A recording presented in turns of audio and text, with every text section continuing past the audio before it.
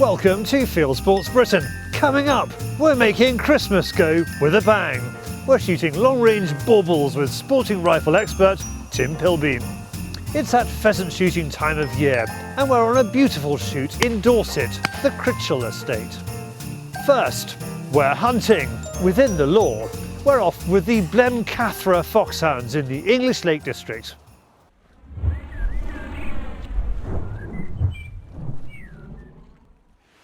This is what the Lake District should look like. This is what it does look like. Perfect conditions for a bracing outing with a pack of hounds. Not. I'm out with the Blencathra foxhounds fell hunting within the law on foot in the Northern Lake District. Today, the weather is going to beat us. There is no scent and the hounds are more interested in bones than hunting. This time last year we weren't even out. The conditions were so bad that we just were confined to kennels. So this is our first taste of winter. We decided to give it a go. The snow's come in and we're just going to be on a restricted activity day. And with all the sheep in the fields, with the tips, we're very reluctant to disturb them and cause any anxiety for the farming community. So we need to just be careful about our activity days and what goes on. We head back to the village of Caldbeck, where the father of hunting, John Peel, is buried.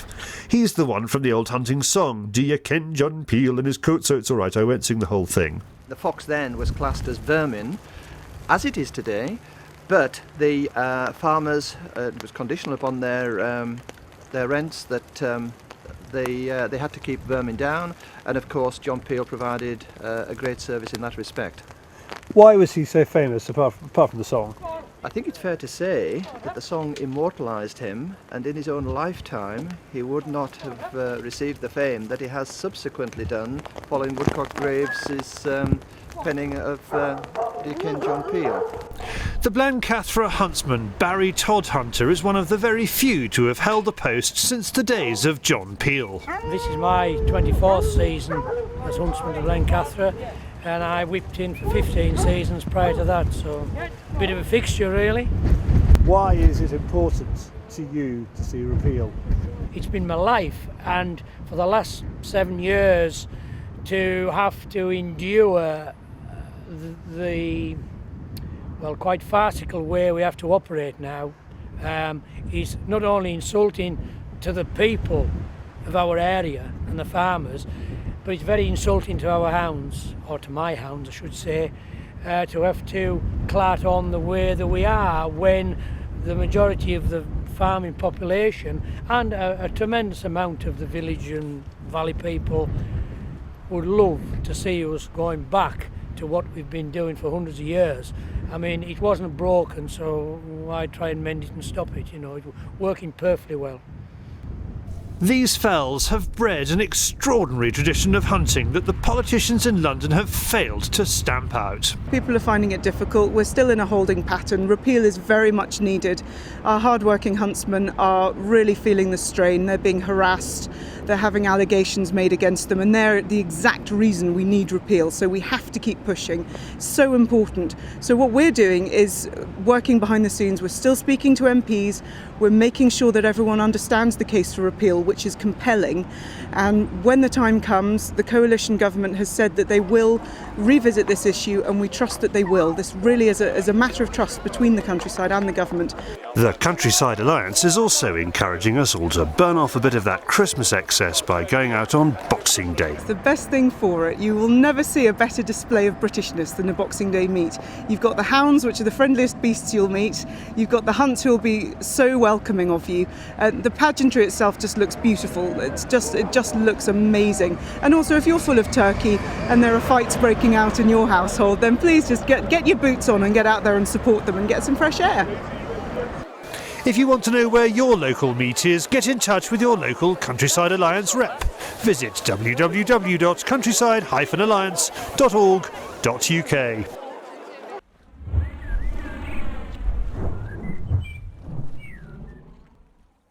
From Foxhound to Newshound, it's David on the Field Sports Britain News Stump.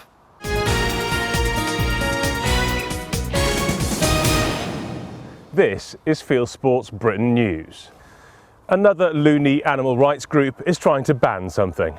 Vegetarians International Voice for Animals has called on exclusive London shop Harvey Nichols to stop selling reindeer pâté in the run-up to Christmas. Unfortunately, they're too late. The pâté is so popular, it's sold out. It's not exactly hunting, shooting and fishing, but it is a very important issue for the countryside. After lobbying by the Countryside Alliance, the government is forcing local authorities to speed up superfast broadband, so their plans are in place by the end of February. Superfast broadband, of course, means it'll be easier to watch your favourite TV show. One of the biggest issues we found is councils don't know how to deliver broadband, and I think the government and local authority partnerships need to work with private enterprises so they get the technology right, so they understand what's needed for those communities. Here's a fishy tale. In 1910, W.H. Booth caught the then rod-caught record pike at £37 in Hay-on-Wye. The stuffed fish was donated to the Hereford Museum in the 1950s, but it went missing soon afterwards. But it's turned up in a pub in Worcester. The monster pike is now back at the museum, and the pub is to get a fiberglass replica. And finally, an amusing gun safety lesson from the States. A duck shooter was shot in the bum after his dog stepped on a shotgun. The man was climbing out of a boat when his pet dog trod on the 12 gauge. The man was hit from about 10 feet away with 27 pellets of birdshot. Because of his waders, the man was not seriously injured. You're up to date with Field Sports Britain News. Happy Christmas. Thank you, David. Very festive. Now, here's how to reduce the waste of decorations on your Christmas tree. A high-powered rifle. When Tim Pilbeam is not writing about rifles, he's tinkering with them. Well, in between deliveries, that is. This is not a Christmas phenomenon. Excellent. Ooh, that looks interesting. The boxes keep coming all year round because distributors like Edgar Brothers, GMK, Viking Arms, Open Season and Allen Roan want Tim to play with their barrels and their bullets, and he's keen to oblige. Tim not only puts them together, he pulls them apart as well to see what makes them tick. You need to sometimes take it apart and have a look as to where the money's been spent. And in this particular gun, it's been spent on the stock, an H&S stock, and it's got a beautiful action as well on the barrel, beautiful Filuto barrel. So you can see exactly it's been well put together. Today he has a real cross-section of guns, from a good budget pest controller to something with a little more grunt. And thankfully another of this morning's deliveries means we'll be able to hear it roar. Is that going to hurt? Yes. It's they're 500 grain, Nitro Express. And they are rather powerful. So with our collection of rifles complete, Tim talks us through the makes, the suitable quarry for and the cost of what we're testing today. Starting off with the Tikka Super Varmint in 223 from GMK. It's a good all-round foxing rifle, value of around about £1,400–1,500. Moving on to the Marlin, unknown in this country, Marlin X7, good in 243, so it's a foxing come deer calibre, value of about £700, so a fairly good budget all-rounder. Moving on to the more expensive rifles here, we've got a Mauser M03 Stutzen in 308, very high quality grey wood, worth about £6,500. Then we've got the new Merkel Helix in 308, unusual, it's got the pull bolt system on it, and it's worth about £3,500 because it's got high grade quality wood. Then moving on to the 470 Nitro Express from Krieghoff, value about £7,500. Tim is licensed to test any rifle and ammunition and has the facility to put them through their paces. On his farm he's built a practice range with an 8-foot high and 10-foot deep backstop with a variety of targets. This is where I test the rifles down on the farm. We've got a variety of steel targets here from WMS. The bulletproof targets, 500 Brunel steel, and they are basically a fox. We've got roe deer and a disc here, and we actually test these at a variety of hunting distances. Very, very safe backdrop. We've got an 8-foot bun behind us here, and what we do is we go back and actually test the rifles at different ranges. There are no bench rests here. Tim wants to be able to tell the sporting rifle readers how each of the guns performs in real situations. Typically he tests guns out to 300 yards, which he believes is the maximum for most hunting requirements. In doing so he wants to expose the limits of the kit as problems are magnified at longer ranges. The sporting rifle is all about people who actually want to hunt with a rifle. We're not interested in the target people too much. I want to make sure that when I lay this gun on my high seat, the point of impact doesn't change. Some guns do. If you put a bipod on some guns, the point of impact does change. So some people never use bipods, some people do. So therefore what I'm doing is making sure that we test them in a variety of different precision positions to make sure that gun is suitable for what it's meant for. So there's high seat, sticks, trees, logs and prone. Right, that's enough scene setting. Let's put these rifles through their paces. We're going to work our way up through the calibers and finish with some festive fun. Tim would normally first zero the rifle and then test each in strings of 3 shots for accuracy on cold barrels. We start with a ticker. We're going to start with the smallest caliber today, 223 Tikka Super Varmint, what I would call actually the absolutely perfect foxing caliber. Flat, fast shooting bullets, very, very accurate, off the shelf, just a very, very good rifle, and not a lot of money as well. Shooting.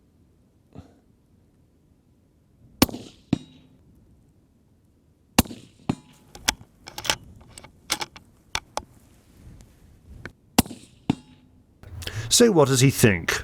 In this windy weather, we've got about 20-mile-an-hour winds at the moment, and this shooting less than an inch grouping at 150 yards. At the moment, this Tikka Super Varmint is absolutely superb. A great gun, as I said, an all-round foxing rifle, heavy barreled.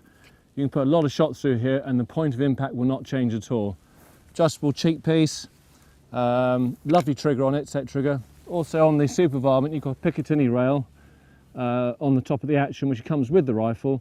And so you can actually mount a variety of Weaver mounts on there. So it's a good all-round rifle. A good Tikka. I've yet to have an inaccurate Tikka, so this is my foxing gun. Moving on to the Marlin in the high seat.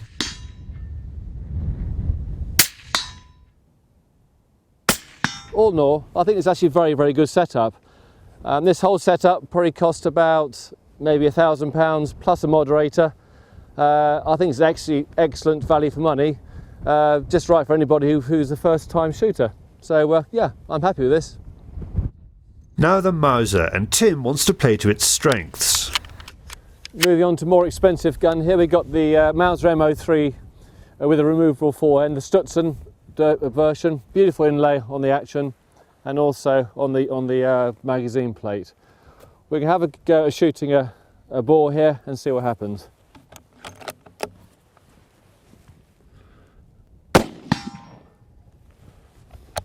Okay, we've wounded the bore.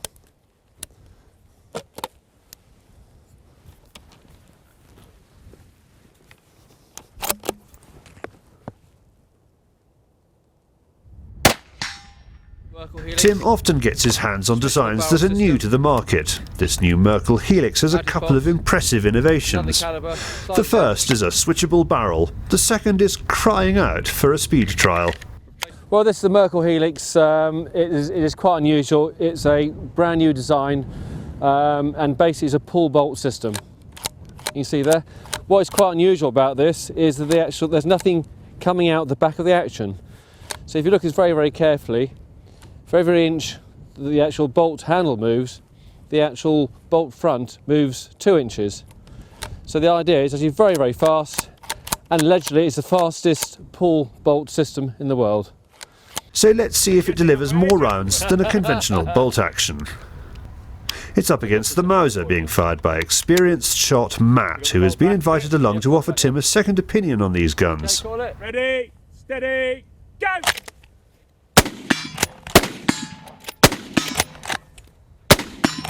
Yeah.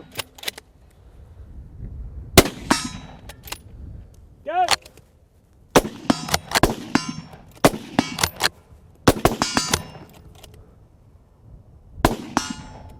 Go! We give it a few goes, but the Merkel Helix is going great guns.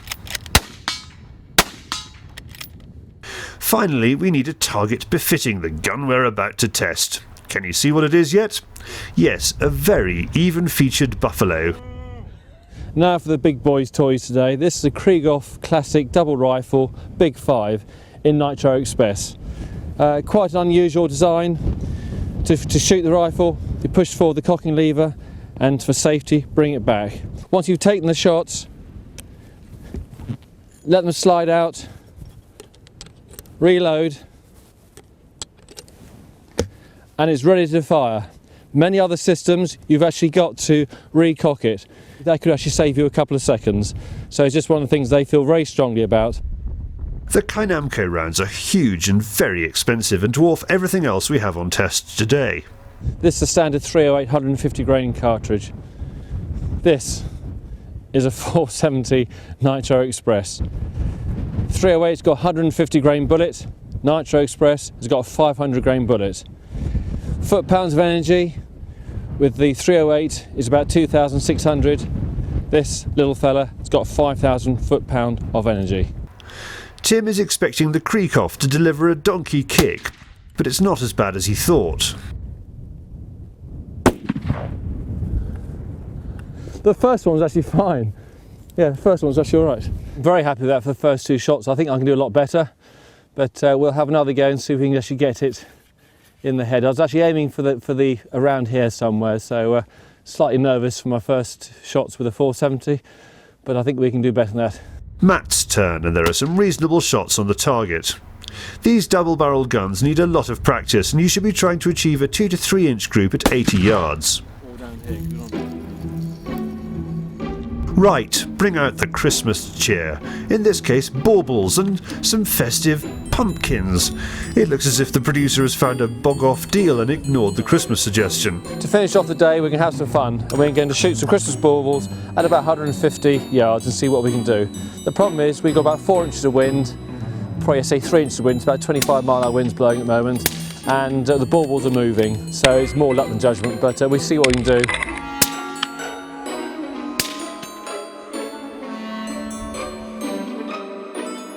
Now for a quick ballistic test on the pumpkins, from full metal jacket to ballistic tips. They make different impressions on our out-of-season vegetation.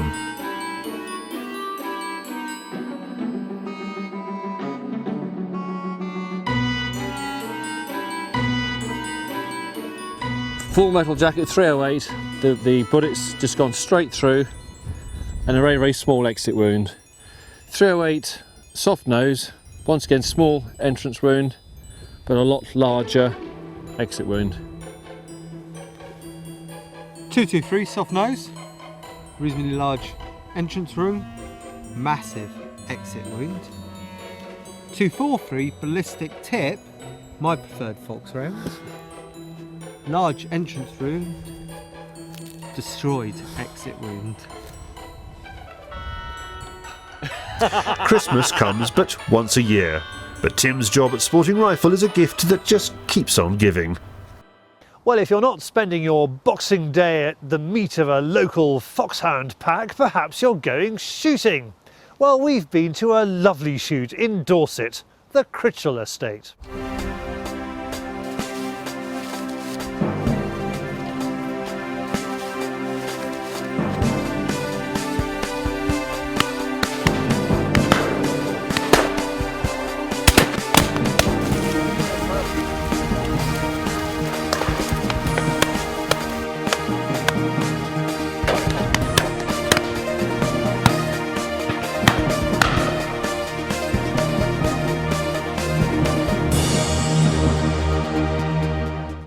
This is the Critchell Estate in Dorset, where guns are gathering for a mixed day of partridges and pheasants.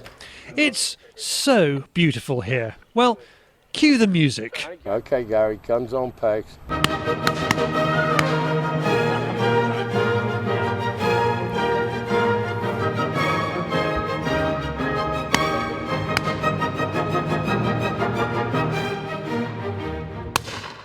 Host Derek Woods has been running it for years. He starts with a briefing for guns.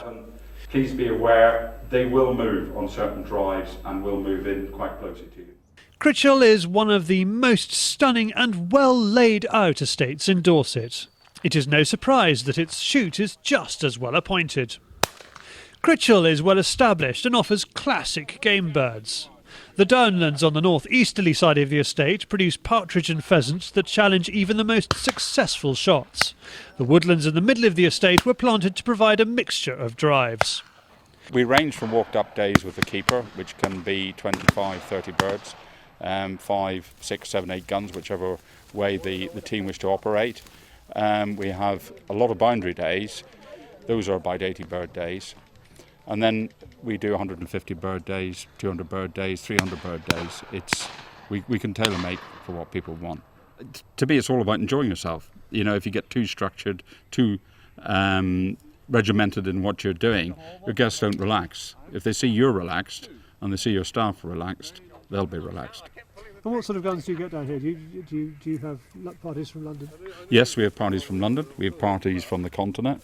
We have local teams. We have quite a lot of roving syndicates who come from mainly the southwest and the home counties. We get the odd team coming down from the Midlands, but it's normally in the south of England and on the continent we get our teams in. A comfortable, refurbished Army Signals lorry transports the guns around the estate. The emphasis at Critchell is on quality of quarry, hospitality and enjoyment, not numbers. So you must be reasonably pleased with the way things are. Yeah, not too bad. Yeah, we've got some cloud at last, so that makes it a bit of a difference. You know, we don't need any wind. Just once we've got cloud, we're away really. So yeah, good. What makes this shoot special? I think we've got a nice mixture. We've got a nice mixture of everything. We've got a few steep banks, you know, the first drive, we've got some rolls on that, and then we go to sort of woodland drives, and we've got a general nice mix of everything, I think. There's a bit for everybody, so I think that generally keeps most clients happy, I think, so. Critchell offers a number of days throughout the season to parties and to single guns. I've been coming here for 10 years, and I've never had a disappointing day. It's been a fantastic day, fantastic. I was here a year ago, thick snow. We actually had 70 birds in the first drive, and then it was cancelled. And it's we've had a stunning day. It's very spoiling to live in such a lovely part of the countryside. The beaters and pickers up are a happy team, and all birds go to a local game dealer. Lovely ground, lovely people, beautiful birds, and it's all a good friendly atmosphere here. Yeah.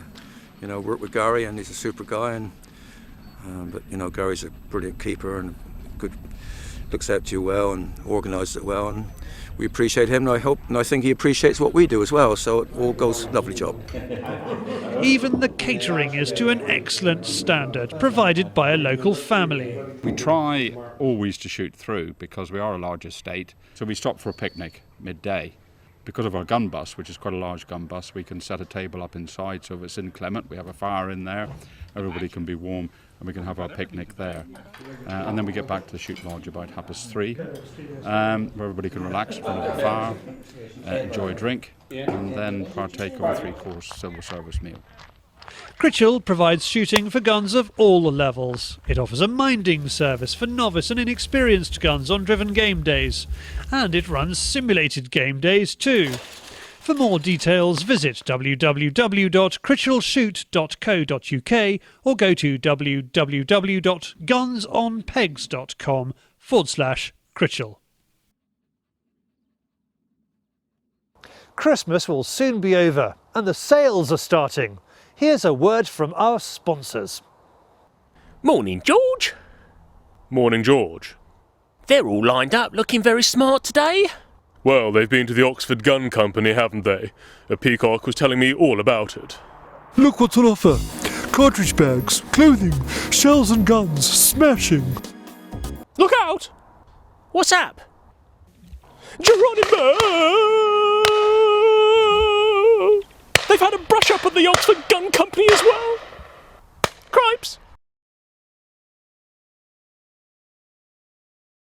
Now, if you are watching this on YouTube, don't forget to hit the subscribe button that's somewhere on the outside of the screen over there, or go to our website, fieldsportschannel.tv, click to like us on Facebook, or follow us on Twitter, or best of all, scroll down to the bottom of the page where you'll find the constant contact email box. Pop your Email into that box and we'll constantly contact you about our programme.